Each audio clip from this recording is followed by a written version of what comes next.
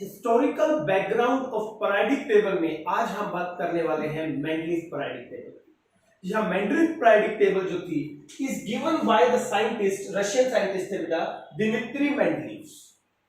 Dmitry Mendeleev ने 1872 में अपनी एक पीरियोडिक टेबल पब्लिश की थी, जिसे बहुत अच्छे से लोगों ने एक्सेप्ट किया था।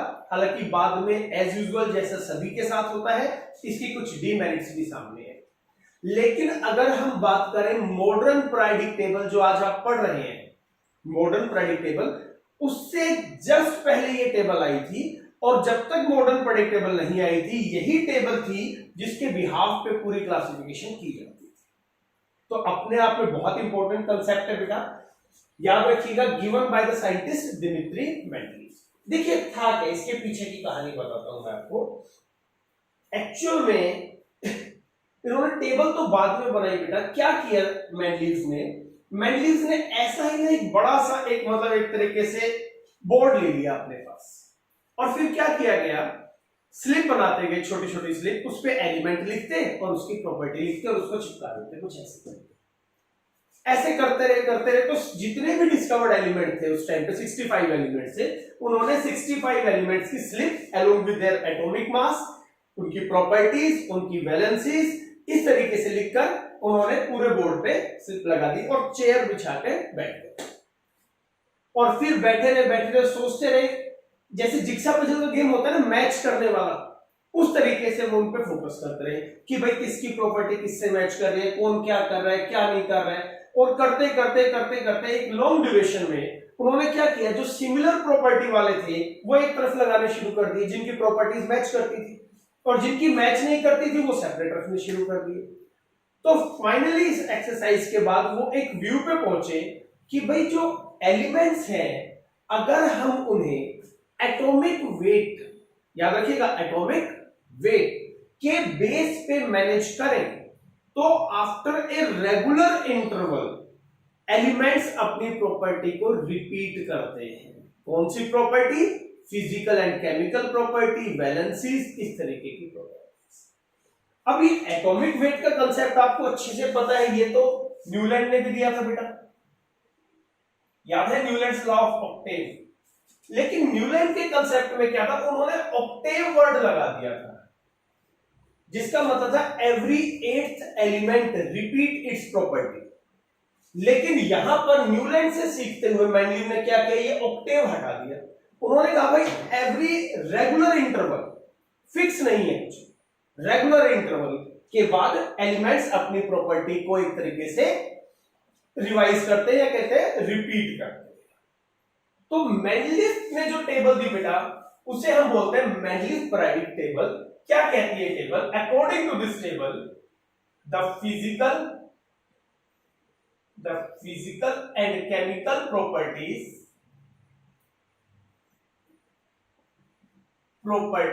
of elements, the physical and chemical property of elements are repeated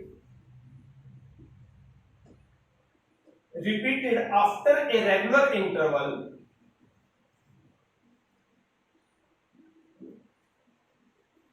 if they are arranged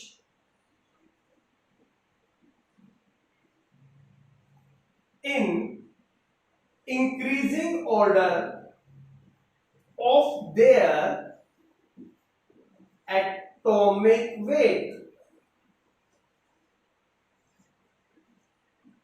ये वो कहना चाह रहे, ठीक है, क्या कहना चाह रहे थे? The physical and chemical properties of elements are repeated after a regular interval if they are arranged in increasing order of their atomic weight. अगर हम उन्हें किस बिहाफ पे अरेंज करें? एटॉमिक वेट के बिहाफ पे अरेंज करें। और यही जो उनका एक तरीके से जो कंसेप्ट था, यही बन गया हमारा पीरियोडिक लॉ। क्लियर है? उस टाइम पे उन्होंने क्या किया था, एक पीरियोडिक लॉ दिया था। तो इसी स्टेटमेंट को हम कैसे कंसीडर कर सकते हैं? Periodic law of Mendeleev.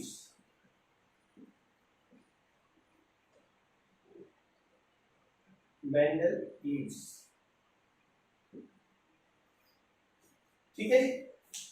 तो ये तो था उनका कंसेप्ट बेटा, जिस बेस पे उन्होंने अपनी मेंडलीव टेबल बनाई थी।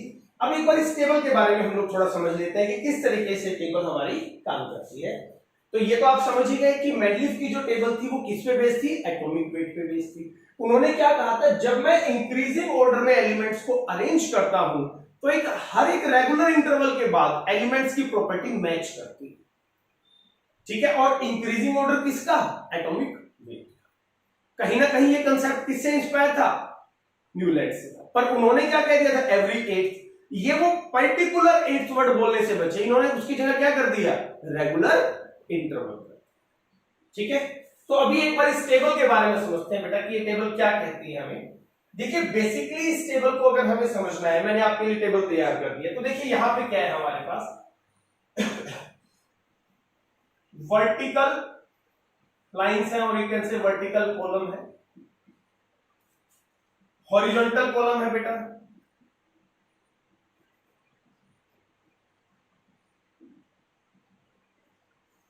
हॉरिजॉन्टल लाइंस लगा सकते हैं आप। और अब एक मिनट के लिए समझिए, पहले बताता हूं, ध्यान से देखिए पहले इस टेबल को बेटा।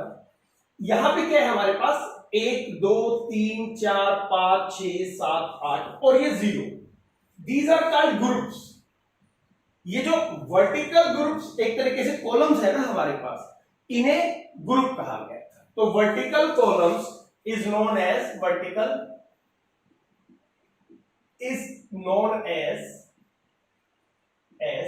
ग्रुप्स।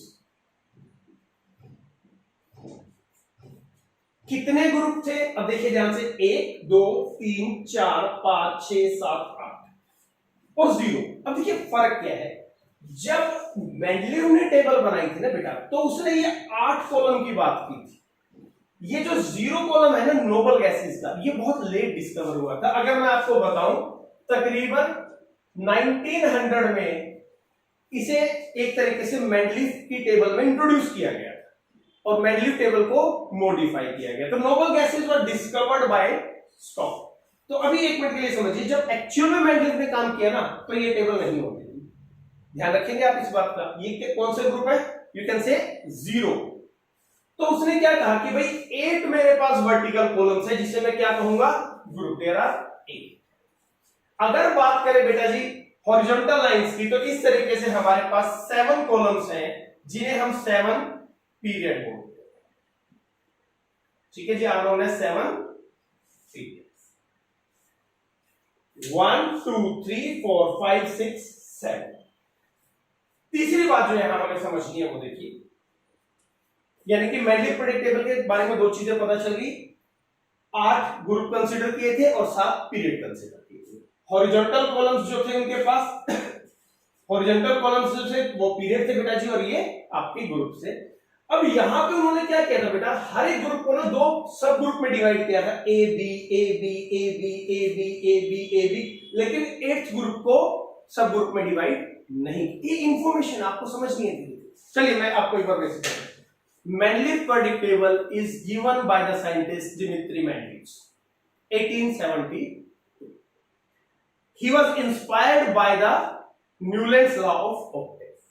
तो इन्होंने जो ला दिया या जो टेबल दी, उसका बेसिक क्या था बेटा, कि physical and chemical properties of elements are repeated in a regular interval if they are arranged in increasing order of their atomic weight. अगर हम उन्हें एटॉमिक वेट के बिहाफ पे अरेंज करें तो कुछ इंटरवल के बाद वो प्रॉपर्टी अपने आप ही एक तरीके से रिपीट होने लगती है। समझ रहे हैं आप इस बात को। टेबल में उन्होंने 8 ग्रुप बनाए और 7 पीरियड्स बनाए। 8 में से 7 ग्रुप को सब ग्रुप में तोड़ दिया ए बी के फॉर्म में, A B A B A B A. Clear है। तो अगर मैं आपको बताऊं बेटा, जो उन्होंने ग्रुप बनाए थे ना एक्चुअल में, ये ग्रुप पता है किस बिहाफ पे बने थे, कहीं ना कहीं ये बने थे on the behalf of valency of element. ये बात आपको ध्यान रखनी। कैसे, देखिए उन्होंने क्या किया, उन्होंने जैसे मान लीजिए लिथियम है, लिथियम का ऑक्साइड बना के देखा, क्या बना, Li2O। सोडियम का ऑक्साइड बनाया, Na2O। पोटेशियम का बनाया, K2O। अब इन तीनों के ऑक्साइड क्या थे, सेम बन रहे थे, तो वो समझ गए कि भाई इनकी प्रॉपर्टीज कहीं ना कहीं सेम है, तो इन्होंने इसको सेम इसमें रख दिया। फिर आगे आ गए वो बेरिलियम का ऑक्साइड बनाया BeO, मैग्नीशियम का बनाया MgO, कैल्शियम का बनाया CaO। इन तीनों के ऑक्साइड सेम बन रहे थे, तो वो समझ गए इन तीनों की प्रॉपर्टी सेम है, तो उन्होंने इन्हें सेम ग्रुप में रखा। क्या बात समझ में आ रही है बेटा? तो कहीं ना कहीं he was also inspired by the valency. वो वैलेंसी से भी बेटा जी कहीं ना कहीं अपने एक तरीके से यू कैन से इंस्पायर थे। अब जो जीरो ग्रुप था वो समझिए, वो ग्रुप बाद में इंट्रोड्यूस हुआ है 1900 के बाद, उससे पहले वो ग्रुप नहीं होता। ठीक है, तो एक्चुअल मैंडलीफ टेबल ये है। मैंडलीफ में बहुत बहुत मॉडिफाई होता गया बेटा, लास्ट में तो बड़ी कॉम्प्लिकेटेड हो गई थी, बट ये एक्चुअल मैंडलीफ की जो टेबल है उसकी बात करते हैं। तो जी वैलेंसी के बेस पर उन्होंने इन चीजों को समझा। चलिए अब आगे समझते हैं। अब मैंडलीफ की खासियत क्या रही बेटा, और यू कैन से मेरिट्स क्या रही, वो समझते हैं एक एक करके। पहली बात जो थी बेटा, उनकी इस टेबल में number 1 you can say success, number 1, और एक तरीके से आप कह सकते हैं अचीवमेंट्स ले लें उसकी। पहली बात, he include all 65 elements, he includes all 65 elements। हालांकि हम लोगों ने कुछ एलिमेंट कम रखे हैं, पर उन्होंने अपनी टेबल में सारे के सारे एलिमेंट अरेंज किए। ठीक है, दूसरी बात जो थी बेटा, अब जब वो इन्हें अरेंज कर रहे थे ना, अब ध्यान से समझिएगा, यहां बड़ा शानदार कंसेप्ट आता है। जैसे कि बात हुई बोरोन, एल्यूमिनियम, इंडियम। अब जब वो एल्यूमिनियम से इंडियम पे आए बेटा, तो यहां से यहां तक एटॉमिक वेट में बहुत बड़ा गैप था, बहुत बड़ा गैप था। तो उन्हें डाउट हुआ कि भाई इतना लंबा गैप मेरे बाकी ग्रुप्स में तो नहीं आ रहा है, इसी ग्रुप में क्यों आ रहा है। तो उन्होंने इस पे काफी सोचा, और लास्ट में एक थॉट उनके माइंड में डेवलप हुआ, वो ये था बेटा कि हो सकता है बीच में कोई और एलिमेंट हो जो आज तक डिस्कवर ही ना हुआ हो, यानी कि साइंटिस्ट जिसको खोज ही ना पाए हो। तो उन्होंने इतनी हिम्मत की, बड़ा बोल्ड डिसीजन था बेटा। इन्होंने कहा कि एल्यूमिनियम, इंडियम और बीच में है खाली स्पेस। खाली स्पेस का मतलब क्या है कि इन फ्यूचर कोई एलिमेंट डिस्कवर होगा और वो यहां आएगा, अकॉर्डिंग टू माय अजम्पशन। और इवन इसको नाम भी दे दिया, एल्यूमिनियम के साथ था ना, तो इसे उन्होंने नाम दिया इक्का एल्यूमिनियम। क्या नाम दे दिया बेटा? इक्का एल्यूमिनियम। ऐसे ही नेक्स्ट ग्रुप में चले, जहां हमारे पास है कार्बन, सिलिकॉन और टेक। अब यहां भी सेम गैप था, तो इन्होंने यहां भी क्या किया, एक ब्लॉक छोड़ दिया। बोले भाई मुझे लग रहा है कि यहां कुछ मिसिंग है मेरे टेबल के हिसाब। अब सोच के देखिए, एलिमेंट डिस्कवर ही नहीं है, लेकिन उनको थॉट आ गया कि आना चाहिए, तो उन्होंने क्या किया, ब्लॉक बना के छोड़ दिया, कोई एलिमेंट नहीं डाला। लोगों ने बड़ा ऑब्जेक्शन किया, ऐसा थोड़ी होता है, पता नहीं क्या डेवलप होगा नहीं होगा, पर उन्होंने क्या किया, अपनी बात पे टिके रहे। बोले भाई मैं जितना इस टेबल को समझता हूं, यहां कुछ ना कुछ आएगा। अब जब तक नहीं आया, उन्होंने कहा कि भाई जब भी कभी आएगा, मेरे हिसाब से इसका नाम रखेंगे हम इक्का सिलिकॉन। इक्का बेटा जी संस्कृत का वर्ड है, क्योंकि उनके सर्कल में संस्कृत से जुड़े हुए लोग थे, तो वो उनसे इंस्पायर थे, तो उन्होंने इक्का वर्ड यूज किया, इक्का एल्यूमिनियम, इक्का सिलिकॉन। और you will be surprised, after few years ये दोनों के दोनों एलिमेंट डिस्कवर हुए। ठीक है जी, क्या क्या डिस्कवर हुए इनकी जगह समझिए। एक आया गैलियम, दैट इज गैलियम, और एक आया जर्मेनियम। अब गैलियम वो था जिसे वो इक्का एल्यूमिनियम बोल रहे थे, और जर्मेनियम वो था बेटा जी, और जिसे वो इक्का सिलिकॉन बोल रहे थे। ये उनकी दूसरी खासियत थी। ठीक है, तो क्या हो गई सेकंड जो अचीवमेंट थी उनकी, predict discovery of new elements. अंदाजा लगा लिया उन्होंने कि कुछ नए एलिमेंट डिस्कवर होने वाले। तीसरी अचीवमेंट जो थी बेटा वो क्या थी, उन्होंने सिर्फ प्रेडिक्ट ही नहीं किया था कि ये दो एलिमेंट आएंगे, उन्होंने उन एलिमेंट की डिस्कवरी से पहले, यानी कि एलिमेंट अभी है ही नहीं, उनकी प्रॉपर्टी बना के दे दी थी। बोला भाई ये जो होगा ना, इसकी ये प्रॉपर्टी है। सोच के देखिए, एलिमेंट है ही नहीं दुनिया में, लेकिन उन्होंने क्या किया, ऑन द बेसिस ऑफ इस टेबल उनकी प्रॉपर्टीज बता दी। तो थर्ड अचीवमेंट क्या थी, explain property of properties of undiscovered covered element.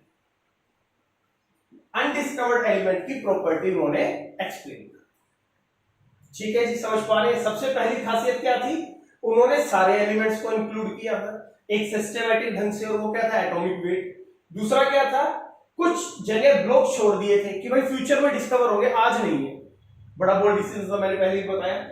और तीसरी बात, उन अनडिस्कवर्ड एलिमेंट की प्रॉपर्टी भी बता दी थी कि भाई ये जो एलिमेंट आएंगे ये ऐसी ऐसी प्रॉपर्टीज शो कर। क्लियर है। अब जैसे मैंने पहले बताया बेटा कि ये जो कहीं ना जो हमारे मेंडलीव साहब थे, ये इंस्पायर थे कहीं ना कहीं, यू कैन से वैलेंसी से इंस्पायर थे बेटा जी, वैलेंसी से।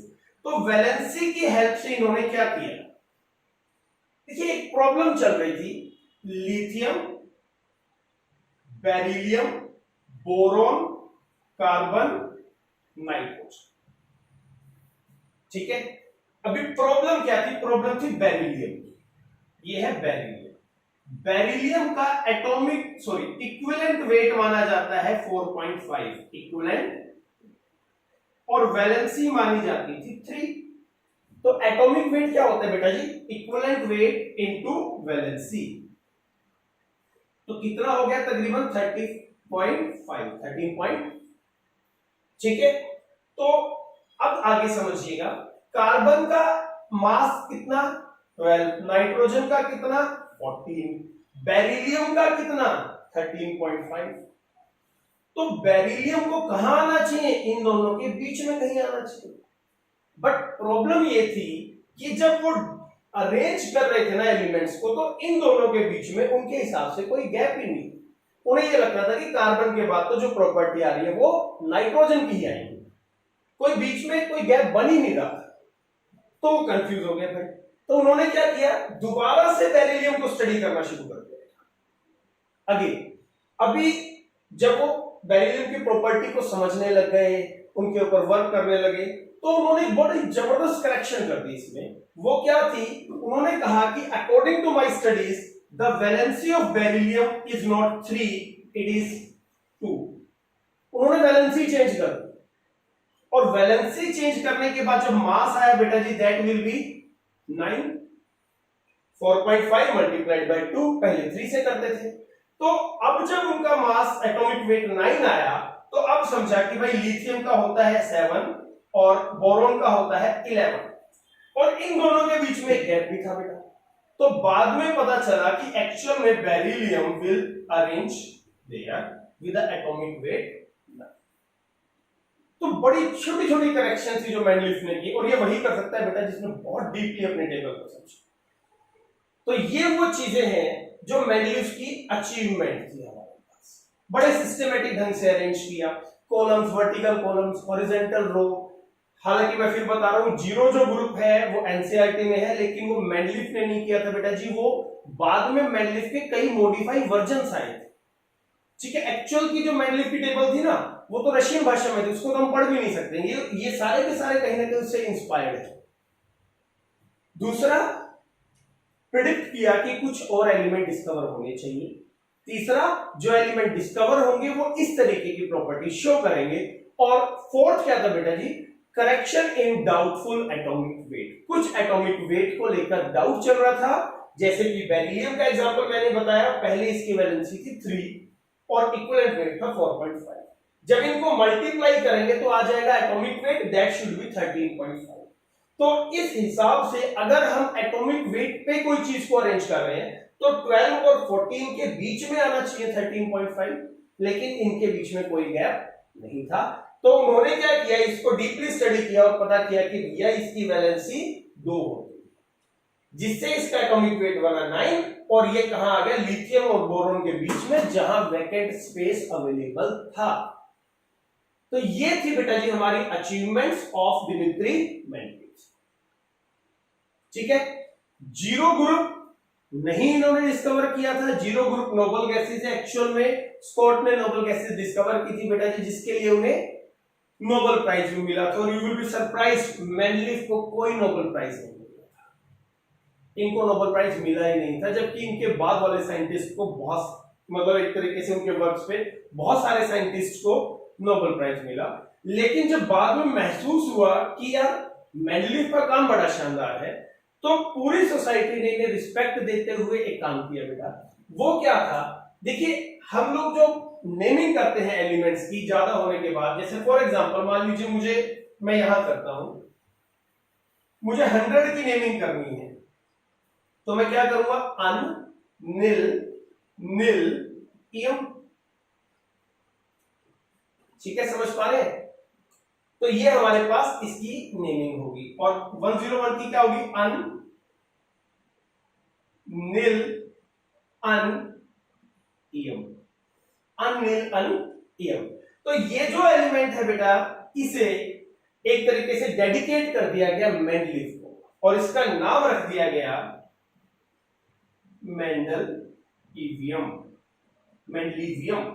तो अब जब तक साइंस चलेगी, जब तक प्रेडिक्ट टेबल चलेगी, मेंडलीव साहब हमारे साथ रहेंगे in the form of L. Although he was not able to achieve a Nobel prize, लेकिन ये अचीवमेंट भी बहुत बड़ी थी कि किसी इंसान के नाम पर एलिमेंट का नाम रखा। समझ पा रहे हैं इस बात को? तो ये तो थी बेटा जी अचीवमेंट ऑफ मेंडलीव। ठीक है, अब हम बात करते हैं इनकी कुछ डीमेरिट्स। ठीक है, डीमेरिट्स का मतलब जो चीजें आगे चलकर कहीं ना कहीं जस्टिफाई नहीं हो पाई। तो we will discuss the word demerits.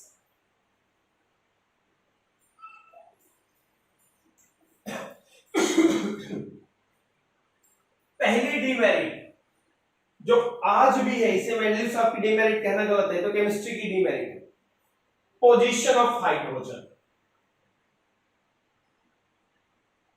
आज तक भी बेटा हम लोग श्योर नहीं है कि हाइड्रोजन की पोजीशन पीरियोडिक टेबल में क्या होनी चाहिए, आज तक भी श्योर नहीं।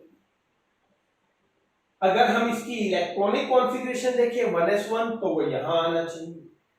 अगर हम इसकी नॉन मेटालिक कैरेक्टर देखें तो फिर ये हैलोजेंस में जाना चाहिए। ये दोनों कैरेक्टर शो कर सकता है, +1 भी और -1 भी। +1 शो करेगा तो यहां आएगा, -1 शो करेगा तो हैलोजन में जाएगा। तो चलिए ये तो खैर एक अलग बात है, बट फिर भी इसे हमने क्या माना, मेंडलीव की एक डीमेरिट माना। नंबर 2 बेटा आइसोटोप्स। यहां मेंडलीव फंस गए, या कहीं ना कहीं तो ये बेस बना था मॉडर्न पीरियोडिक लॉ का। देखिए आइसोटोप की अगर बात करें, हाइड्रोजन के आइसोटोप्स ये है हमारे पास, ये एटॉमिक वेट है बेटा। तो अब हाइड्रोजन के ही 3 डिफरेंट एटॉमिक वेट है, तो अगर मुझे इन तीनों आइसोटोप को अरेंज करना है तो इन्हें अलग अलग ग्रुप में डालना पड़ेगा, क्योंकि ये टेबल किस बिहाफ पे बनी है, एटॉमिक वेट के बिहाफ पे बनी है। इन सबका एटॉमिक वेट क्या है, इन सबका एटॉमिक वेट अलग है। लेकिन इस बात को जानते हुए भी दिमित्री मेंडलीव ने क्या सोचा बेटा, या क्या डिसीजन लिया कि वो इस आइसोटोप वाले कंसेप्ट को ज्यादा तवज्जो या ज्यादा इंपॉर्टेंस नहीं देंगे, और इसे कहीं ना कहीं इग्नोर करते हुए उन्होंने हाइड्रोजन को फर्स्ट ग्रुप में डाल दिया। ठीक है, बाद में पकड़े गए, लेकिन जो भी हो ये उनकी एक तरीके की डीमेरिट कंसेप्ट। ठीक है, चलिए थर्ड एनोमलस पेयर।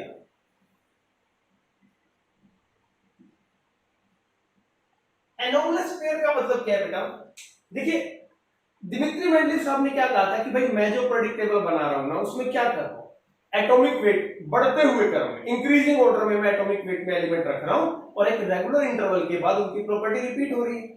लेकिन वो अपने ही जाल में फंस गए। हालांकि वो एक तरीके से बहुत मतलब आई कैन से कि भाई मॉडरेट थे इस मामले में, कि वो रिजिड नहीं थे। देखिए कैसे, यहां जो एक ग्रुप था उन्होंने यहां 3 एलिमेंट रखे, आयरन, कोबाल्ट और निकल। अभी अरेंजमेंट तो क्या होनी चाहिए, इसका एटॉमिक वेट कम, ज्यादा और ज्यादा। लेकिन अगर आप ध्यान से देखेंगे, मैंने आपके लिए यहां एटॉमिक वेट लिख दी, तो आना चाहिए था निकल यहां और कोबाल्ट यहां, on the basis of atomic wait की बात कर रहा हूं मैं, नंबर की नहीं कर रहा। समझ पा रहे हैं, एटॉमिक वेट की बात हो रही है। लेकिन प्रॉपर्टी को फोकस करते हुए उन्होंने इसे स्विच कर दिया। मैं दोबारा बताता हूं, समझिए। कोबाल्ट का जो एटॉमिक वेट होता है बेटा वो है 58.9, निकल का 58.71। तो ज्यादा किसका हुआ, कोबाल्ट का। तो कोबाल्ट बाद में आना चाहिए, निकल पहले आना चाहिए। ये बात मेंडलीव को पता थी, लेकिन प्रॉपर्टीज के हिसाब से वो समझ गए थे कि कहीं ना कहीं कोबाल्ट को पहले आना चाहिए।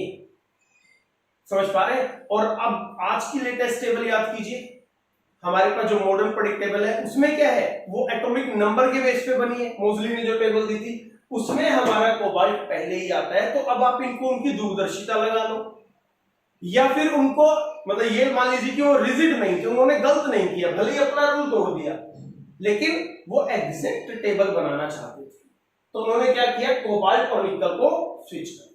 ऐसे 2-3 एलिमेंट उन्होंने स्विच किए थे, पर मैं एग्जांपल के तौर पे आपको बता रहा हूं कोबाल्ट और निकल का एनोमलस पेयर। ठीक है जी।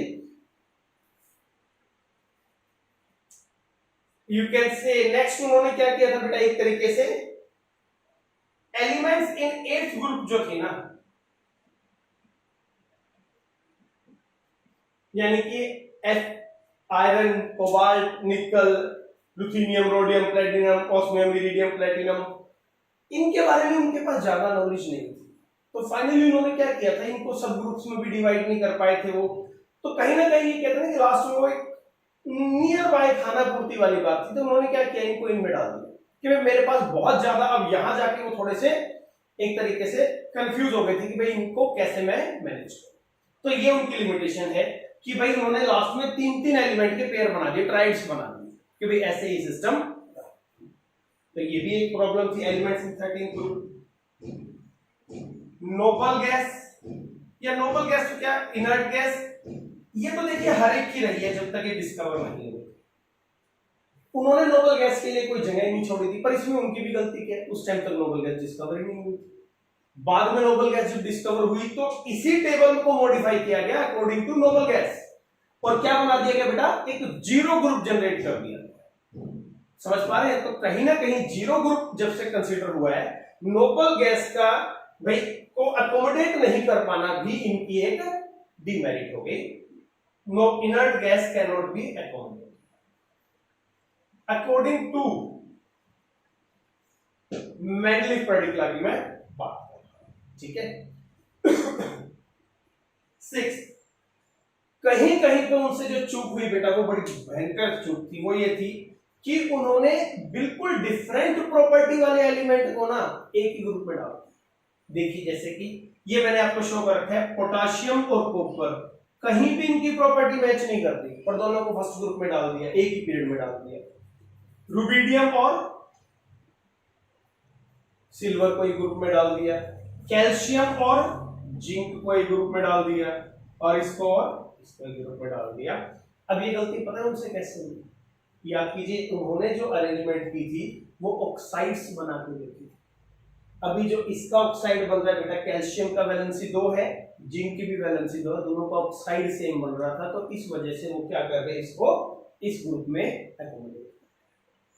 तो ये भी उनकी एक डिमेरिट काउंट होती है कि भाई जिंक और कैल्शियम, कैडमियम, स्ट्रोंशियम की प्रॉपर्टीज कहीं भी आपस में मैच नहीं करती। तो क्या हो गया हमारे पास, dissimilar elements.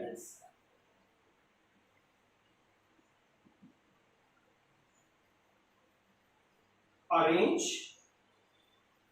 In same group. Last and final limitation थी बेटा, position of lanthanoid and actinoids, f block. तो मेंडलीव की पीरियोडिक टेबल में ना तो कोई ऐसा क्लू था बेटा, ना कोई ऐसी जगह थी, ना कोई ऐसा सिस्टम था कि हम बाद में डिस्कवर होने वाले लेंथेनॉइड और एक्टिनॉइड्स को इसके अंदर एक तरीके से अकोमोडेट कर पाए। क्या आप मेरी बात समझ पा रहे हैं? तो लेंथेनॉइड और एक्टिनॉइड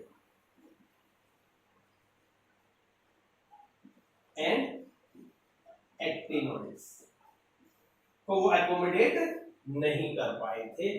तो कुल मिला के बेटा जी हमारे पास कहीं ना कहीं कितने हो गए, 7 डिमेरिट्स अपनी हो गई।